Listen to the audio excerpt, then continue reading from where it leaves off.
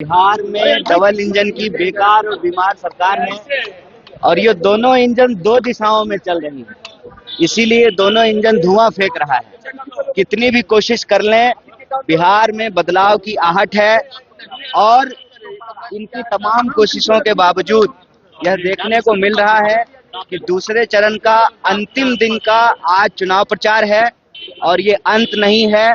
बिहार में बदलाव की शुरुआत जो पहले चरण में हुई है वो दूसरे चरण में देखने को मिलेगा। इनकी तमाम सीसीटीवी, स्ट्रॉन्ग रूम, फर्जी पर्ची जो भी सामने आ रहा है, बिहार का जनता इसको मुंहतोड़ जवाब देगी। देखिए, मुद्दे नहीं है। जैसे मैंने कहा कि प्रधानमंत्री हैं, हमारे भी प्रधानमंत्री हैं, इस देश के प्रधानमंत्री हैं, होम मिनिस्टर हैं, इस देश के होम मिनिस्टर हैं, और उनके मुंह से इस तरह की भाषा शोभा नहीं देती है। उनको तो बात करनी चाहिए थी कि बिहार में हम फैक्ट्री लगाते, बिहार में पलायन रोकते, बेरोजगारों के बारे में एक शब्द तो बोलते हैं। लेकिन प्रधानमंत्री को देखिए, तो प्रधानमंत्री तो गाना सुन रहे हैं, वो भी भोजपुरी गाना सुन रहे हैं आजकल। और गाने तो बहुत तरह के आते हैं, चाहे वो पक्ष के हों विपक्ष के हों। ये मुद्दा नहीं है, मुद्दा बिहार है। कैसे बिहार तरक्की करे, कैसे बिहार आगे बढ़े, कैसे बिहार के बेरोजगार भाइयों को रोजगार मिले, नौकरी मिले, कैसे महिलाओं को महंगाई से निजात मिले, ये मुद्दा है। और ये मुद्दा सिर्फ और सिर्फ तेजस्वी यादव और महागठबंधन के नेता जनता के बीच लेके जाने का। देखिए, सिर्फ नालंदा में ही नहीं, दानापुर में भी मैंने सुना, बहुत जगह ये सीसीटीवी। तो आखिर इसका कारण क्या है? दूसरी तरफ आप देखिए कि समस्तीपुर के आसपास में कहीं पे वीवीपैट की पर्चियां फेंकी हुई मिली है, और जो कौन होते हैं वो जो ड्यूटी पे आरओ को सस्पेंड भी किया गया है। तो कहीं ना कहीं ये दाल पूरी की पूरी काली है।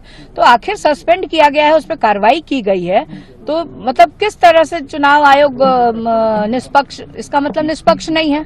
कहीं ना कहीं वो दबाव में आके, सत्ता में जो बैठे हैं लोग, सिर्फ नेतृत्व के दबाव में आकर के काम कर रही है। भैया, समय कम है और आज चुनाव का आज आखिरी फेज का आज समापन हो जाएगा शाम को।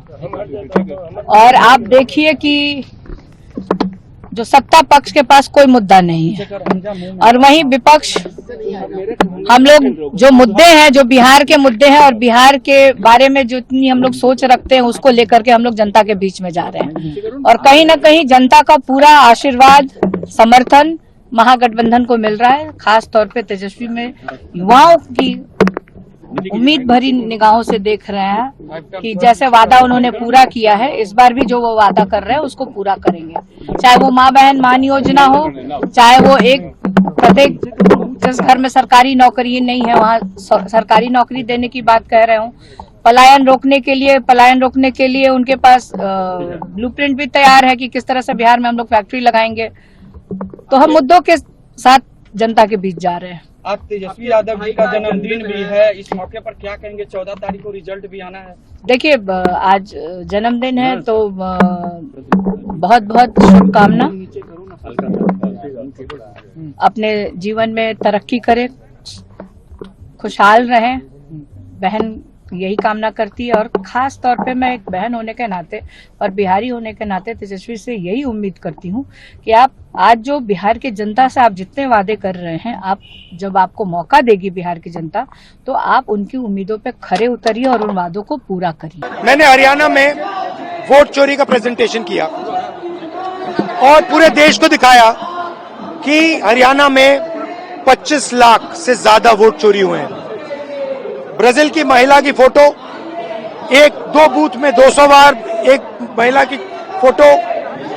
बीजेपी के लोग यूपी से आके हरियाणा में वोट कर रहे हैं, उनके नेता यूपी से आके हरियाणा में वोट कर रहे हैं, मगर आप ये बात उठा नहीं रहे हो, मीडिया में नहीं आप ला रहे हो, आप मुझसे सवाल पूछ रहे हो, मगर जो सच्चा मुद्दा है वोट चोरी का, उसको तो आप उठा ही नहीं रहे हो। थोड़ा उसको उठाइए ना। और यहाँ पे एक सेकंड, नहीं हार नहीं मान रहा हूँ मैं, कोई हार नहीं मान रहा हूँ।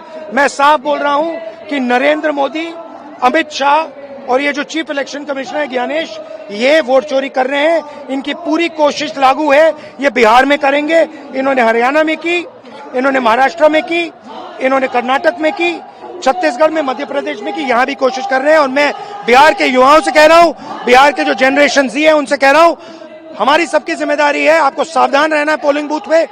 वोट चोरी नहीं होने देनी है। ये जो लोग हैं, ठहर जाइए, ये जो लोग हैं, ये नरेंद्र मोदी जी, नीतीश जी, ये अंबानी अदानी के लिए काम कर रहे हैं। ये आपका भविष्य आपसे चोरी करने की कोशिश कर रहे हैं। इसी कारण ये वोट चोरी करते हैं। धन्यवाद।